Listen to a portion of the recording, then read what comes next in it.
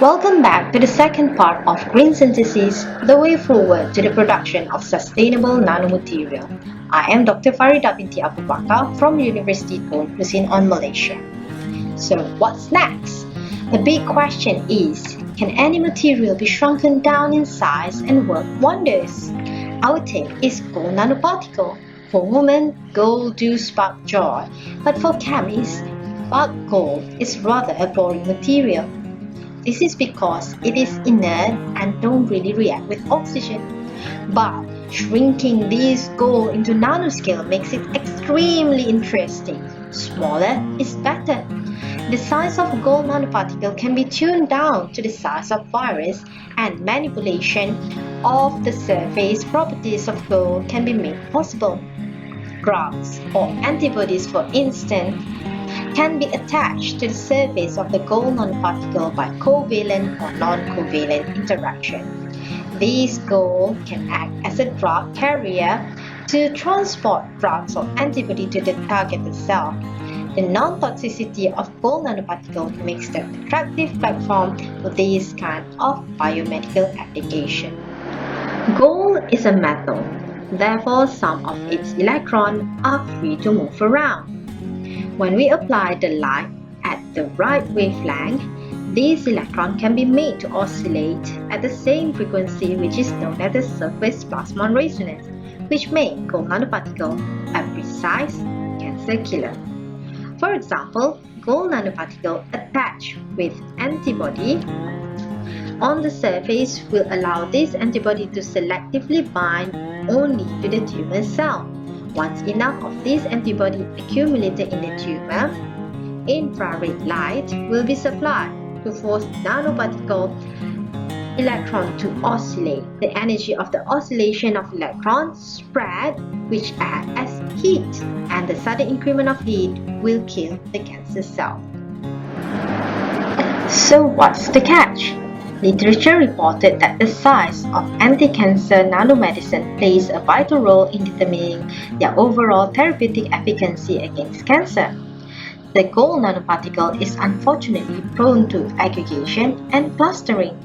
These will lead to the formation of uneven surface area, hence making inconsistent loading of proteins such as antibody. Therefore, scientists around the world is focusing on finding ways to minimize or even better avoid aggregation and clustering from occurring, hence producing a stable and readily functionalized gold nanoparticle. Our latest discovery is employing eucalyptus honey and ginger in the synthesis of colloidal biogenic gold nanoparticle.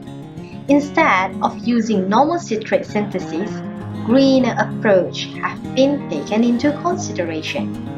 Ginger had been used as remedies to cure colds and infection, while raw honey is extremely high in antioxidant. The mixture of honey and ginger had also widely used by cancer patients to reduce vomiting and nausea during chemotherapy.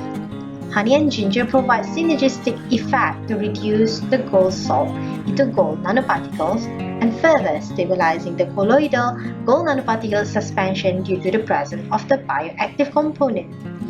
This simple one-pot synthesis method had also shown prominent antioxidant activity. The co-usage of honey and ginger was effective in controlling stability and enhancing the biogenic properties of the colloidal gold nanoparticle for potential use in biomedical application. Our exploration on synthesizing biogenic gold nanoparticle does not end there.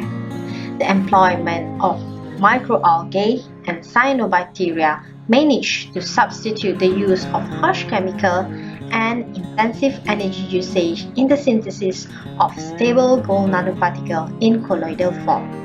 According to our finding, spirulina stabilized colloidal gold nanoparticles was found to be more superior as compared to the chlorella stabilized colloidal gold nanoparticle for its smaller particle diameter and higher antioxidant as well as catalytic activity.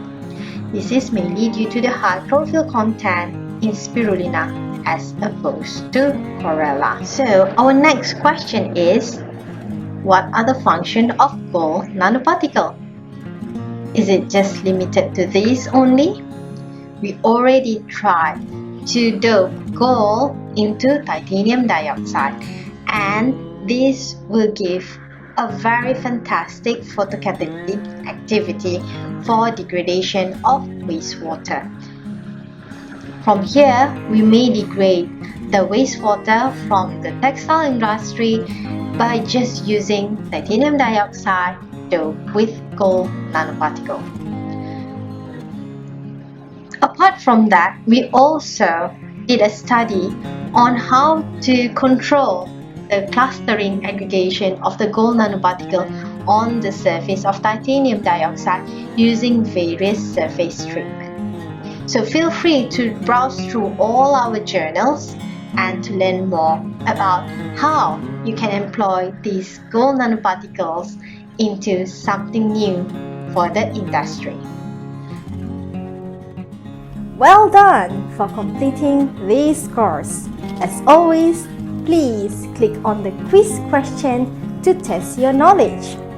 Thank you for joining me in this course, and I wish you all the best for your future endeavor.